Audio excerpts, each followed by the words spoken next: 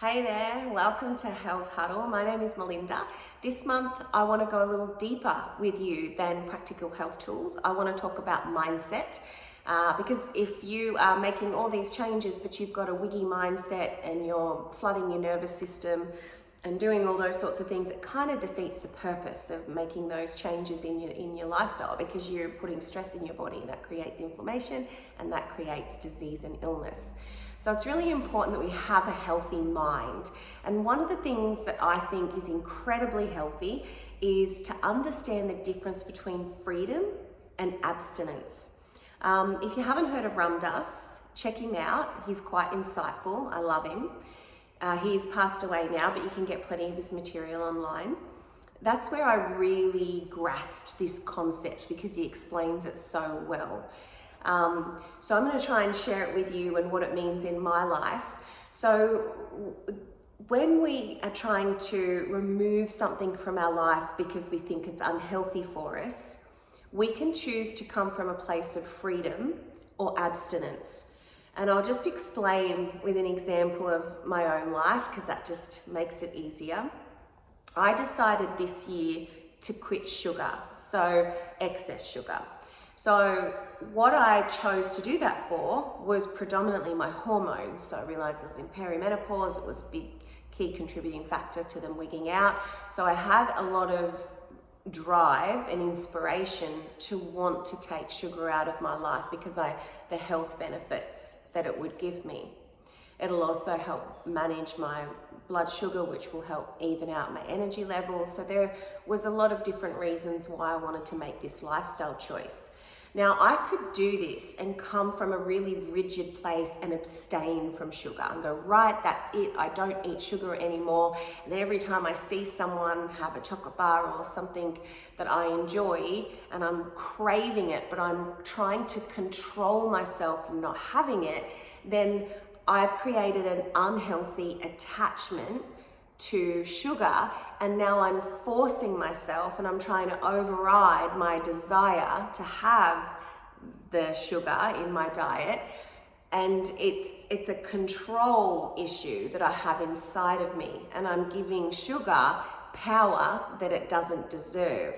Where if I choose from a healthy mindset of, okay, I understand I shouldn't be having sugars all the time with what I'm trying to achieve, so off you go, morning chocolate bar, and I won't have sauces and all those sorts of things. All my sauces are homemade, and I watch all the sugar content that goes into things, and when I go out I won't have anything that's sugary. And it's easy for me to do that, but there's been 3 times the whole time that I have, actually only twice that I've had chocolate since I decided that I actually felt like it. So on Mother's Day, I felt like everyone else was eating desserts, and every other time the family had gotten together, they were all eating desserts. I'd go get my cup of tea, no problem, didn't even feel like it. But on this day, I particularly felt like it, so I just got a little mini twirl out of my mum's fridge, and I ate that, and it was more than enough because I hadn't had sugar for months and months and months, and it felt satisfying. And there was just one other time when my parents bought me chocolate for Easter, and I sat with it for a while, and I'm like, do I really want it? And I'm like, you know what? I just want one. So I had one little Easter egg, and then I gave the rest away, and I had no problem doing that because I am not stopping myself from what I want and what gives me pleasure, because as long as I'm not having sugar, on a daily, regular basis, I'm not even having it on a monthly basis, then I'm doing a big service to my body, but I'm coming from a loving place. And if I want to eat a chocolate bar every now and then, I'm going to do it, because I'm not going to live my life with rigid rules. We need to enjoy ourselves. We need to enjoy the ride. So that is freedom. I've removed my sticky fingers. I used to feel quite addicted to having a chocolate in the mid-morning with a cup of green tea. I loved having a little bit of chocolate at that time of day, and I craved it. I really craved it. Where now, because I've freed myself from it having any value and I've released my sticky fingers on it meaning something in my life, I can easily make healthy choices and have a healthy relationship to sugar. So this doesn't just apply to our physical health, trying to remove maybe sugars or alcohol, coffee, all those sorts of things. It also applies to relationships, to love, to career, to even how you feel about your children. You know, when you are stressed and anxious and worried, trying to protect them, you're not coming from a place of freedom, which is more loving. You're coming from a place of sticky fingers, like you're trying to cling on to something and you're trying to control. So using this mindset and noticing whenever you feel a craving, you're attached, you have sticky fingers, you're clinging on. So it's an opportunity for you to notice that and then try and find reasons why you can let that go, or you can remove its significance from your life. And like I did with my hormones, I found a reason why it was beneficial for me to let it go, and it made it easy. But I didn't put a rule on myself that I was to never ever touch it again, because I have a healthy relationship.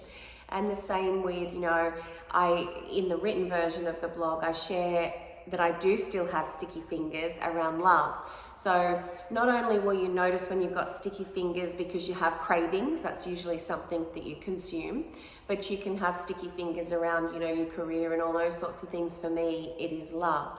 I love love. I think I watched too many fairy tales as a little girl, and I just love being in love. I love cuddles, I love holding hands, I love the feeling of being connected deeply to someone, but it's to the detriment of my health. I get quite anxious if it's taken away from me, and I actually make myself quite unhappy. I'll live through very unhappy circumstances to hold on to love. I've got a habit of that. I did it with my first boyfriend when I was in high school, my first husband. I always hung around a lot longer than I should because I struggle to let go of love. So they're my sticky fingers. So I'll notice that I get reactive. So my reaction is anxious. Other people might get quite stressed about their career per se. So you'll notice a negative emotion connected to you feeling fear about losing it or not being able to have that thing that you've got your sticky fingers around. So noticing your response to it, choosing something that will help you put it into perspective and realize it's actually not that important. You can live without, insert the thing, and find something that helps you move away from it.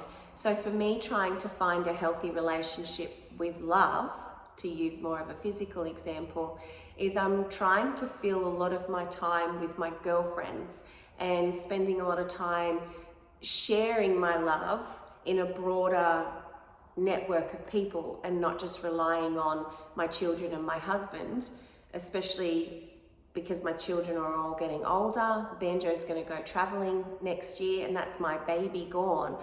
I need to get used to nurturing myself and loving myself and filling my cup up with connection with other people, with a broader range of people that I still love and I can feel nurtured by, and then they nurture my soul too.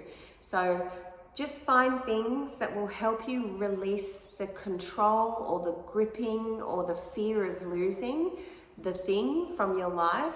Otherwise, trying to remove things from your diet, okay, great, Melinda said last week that, or last month that I need to stop. I can't even remember what we talked about. I need to stop having sugars in the morning because I'm fasting now, or I've got to get rid of breakfast for fasting, and you have a clinging to it and you're actually really missing it and pining it. Maybe have a day a week that you have bacon and eggs for breakfast, so you actually have something to look forward to. You're not being rigid with yourself, and you're not trying to abstain and creating an unhealthy mindset and giving that thing power and control over how you feel. I hope that was helpful. I found that insight incredibly helpful once I finally got it. I heard it from so many different sources along the years, and it wasn't, again, like I said, Law of Attraction talk about it, Wayne Dyer talks about it, Eckhart Tolle talks about it, but it wasn't until I heard Ram Dass use the sticky finger analogy that I was like, okay, I get it. And I can create these healthy mindsets and have non-attachment to things that I really don't need to attach myself to. Thanks, guys.